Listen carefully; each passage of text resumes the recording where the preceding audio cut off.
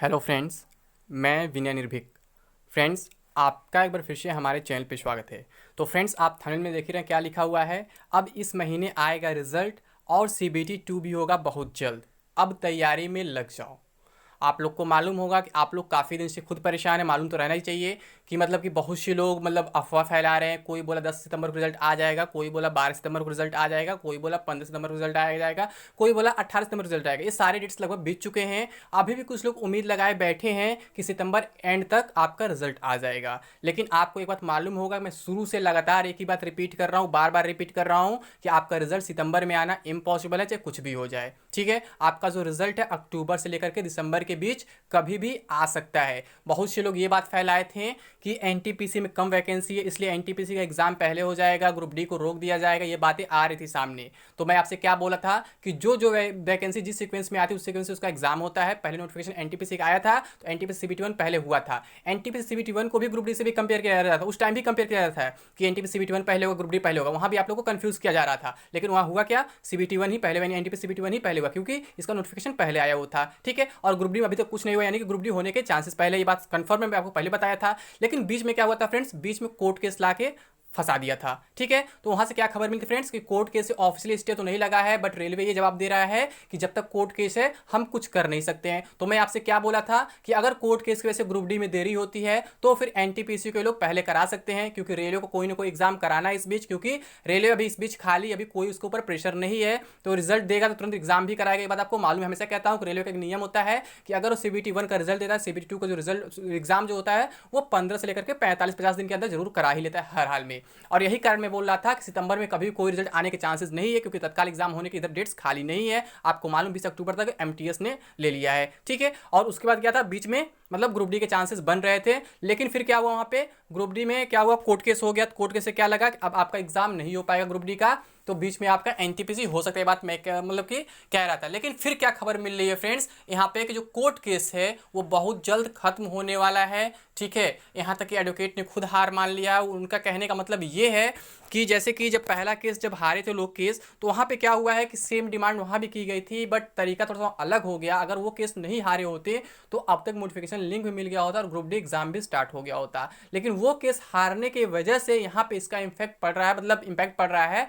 तो यहाँ पे क्या हो रहा है, ये लोग डिवीजन बेंच में केस किए। ठीक है, यहाँ पे मतलब केस जल्दी वैसे भी सॉल्व होता है, मैं आपसे बताया भी था कि 3-4 हियरिंग में मैक्सिमम सॉल्व हो जाता है। तो खबर तो यही मिल रही है कि हो सकता है जो परसों की हियरिंग वहीं खत्म हो जाए केस, या फिर उसके आगे का हियरिंग जा सकती है। तो पता ये चला है फ्रेंड्स कि ये जो केस है ये भी मतलब अब कैंडिडेट्स के हाथ से निकल चुका है, यानी कि वो केस हार सकते हैं, ऐसा इन्फॉर्मेशन मिल रहा है। लेकिन जो भी होगा कोर्ट केस खत्म होने के बाद ही पता चल पाएगा, अभी हम कुछ नहीं कह सकते हैं। ठीक है, लेकिन अब यहाँ पे क्या है, बहुत से लोग आपको कंफ्यूज किए हैं कि एनटीपीसी पहले होगा, ग्रुप डी को रोक दिया जाएगा। लेकिन मैं शुरू से यही कहता रहा कि अगर ग्रुप डी पे कोई इशू नहीं है, ग्रुप डी एग्जाम पहले होगा चाहे कुछ भी हो जाए, क्योंकि उसका अभी तक एक भी एग्जाम नहीं हुआ है और एनटीपीसी का एक एग्जाम हो चुका है। और कहीं का भी रूल होता है, जिस सीक्वेंस में नोटिफिकेशंस आते हैं उस सीक्वेंस में उनकी वैकेंसी प्रोसेस बढ़ती जाती है। अगर आप लोग के हम लॉजिक की बात करें कि इसमें कैंडिडेट संख्या कम इसलिए पहले करा रहे, इसमें कैंडिडेट संख्या अधिक इसलिए बाद में कराएंगे, तो ऐसे तो मान लीजिए अगर किसी वैकेंसी में कैंडिडेट्स अगर 2 करोड़ अप्लाई कर देते हैं और उसके बाद मान लीजिए 10 वैकेंसीज आ जाती हैं, कहीं मान लीजिए 1 लाख अप्लाई किए, कहीं 2 लाख अप्लाई किए, 10 लाख अप्लाई किए, तो सब एग्जाम्स होते जाएंगे होते जाएंगे होते जाएंगे। जहाँ अधिक कैंडिडेट्स हो तो उनका एग्जाम हो ही नहीं पाएगा, तब कभी भी नहीं हो पाएगा ऐसे। तो ये कोई लॉजिक नहीं होता है कि यहाँ कम कैंडिडेट से पहले होगा या अधिक कैंडिडेट से बाद होगा, ऐसा कोई लॉजिक नहीं है।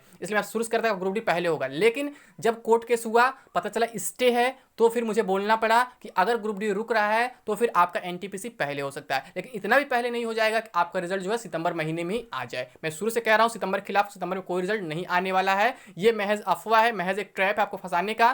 क्योंकि जो बहुत से कोचिंग वाले होते हैं वो कोर्स बेचते हैं इसी बहाने। वो कहेंगे कि 10 दिन में रिजल्ट आ रहा है, 2 दिन में रिजल्ट आ रहा है, फिर तुरंत सीबीटी 2 हो जाएगा। ठीक है, तो आपको परेशान करेंगे ताकि आप उनका कोर्स ले जल्द प्रेशर में। लेकिन आपको कोर्स वगैरह नहीं खरीदना है, आपको खुद ऑफलाइन पढ़ाई करनी है अपनी। ठीक है, फालतू पैसे बर्बाद नहीं करने कोर्स के चक्कर में। मैं हमेशा कहता हूँ कोर्स वगैरह मत खरीदा करिए। आप लोग खुद ऑफलाइन पढ़ाई किया करिए, जहाँ ऑनलाइन टेस्ट वगैरह मिले फ्री में वो सब लीजिए, लेकिन कभी खरीद के कोई काम मत किया करिए। मैं हमेशा ये बात कहता हूँ, ताकि आप लोग के पैसे मतलब फालतू खर्च ना हो और इन लोगों के कोर्स चक्कर में ना पड़े।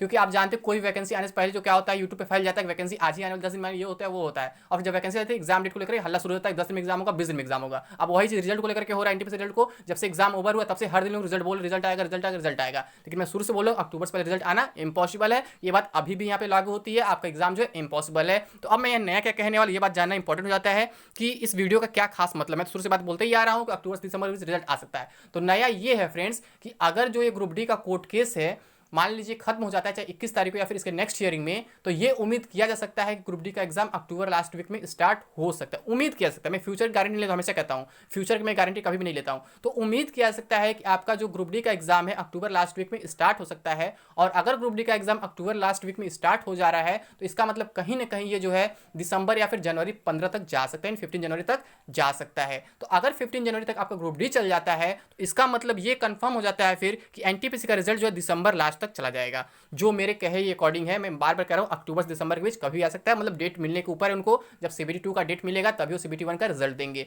तो अगर 15 जनवरी तक ग्रुप डी खींच ले जाता है तो फिर अक्टूबर में रिजल्ट आना थोड़ा मुश्किल हो जाएगा, नवंबर में भी थोड़ा मुश्किल हो जाएगा, क्योंकि इतना लंबा लोग गैप नहीं देते हैं रिजल्ट सीबीटी 2 के बीच में। मैं हमेशा बात आपको शुरू से कहते आ रहा हूँ, मैक्सिमम 15 से 40 से 50 दिन का मतलब गैप मिलता है, 50 मैक्सिमम मान लेते हैं, मिनिमम 15 मान लेते हैं, इतना गैप मिलता है। तो अगर ग्रुप डी एग्जाम बीच में स्टार्ट हो जाता है किसी भी तरीके से, मतलब अक्टूबर लास्ट वीक से या फिर नवंबर से, तो इसका मतलब यही है कि फिर एनटीपीसी में देरी होगी। और अगर ग्रुप डी इस बीच स्टार्ट नहीं होता है, भले सारे इशू खत्म हो जाते हैं, अगर एसएससी को ग्रुप डी एग्जाम को रोक दिया जाता है, यानी कि 15 दिसंबर से स्टार्ट किया जाता है, क्योंकि मैक्सिमम चांस तो यही दिख रहे हैं ग्रुप डी एग्जाम पहले होगा हर हाल में, क्योंकि जो इशू वगैरह धीरे धीरे खत्म होते जा रहे हैं, जो कोर्ट केस खत्म होगा। मान लीजिए कोई तीसरा केस हो जाता है तो उसमें हम आप कुछ नहीं कर सकते हैं, तो उसमें हमारी गलती नहीं होगी, फिर रुक जाएगा फिर, और अगर ग्रुप डी फिर से रुक जाएगा तो फिर एनटीपीसी को आगे बढ़ा सकते हैं। रीजन कोर्ट केस का है, ना कि रीजन कैंडिडेट संख्या का है। ठीक है, कैंडिडेट संख्या कम रहे अधिक उससे मतलब नहीं है, जिसका जो सीक्वेंस रहता है उसी सीक्वेंस को फॉलो किया जाता है।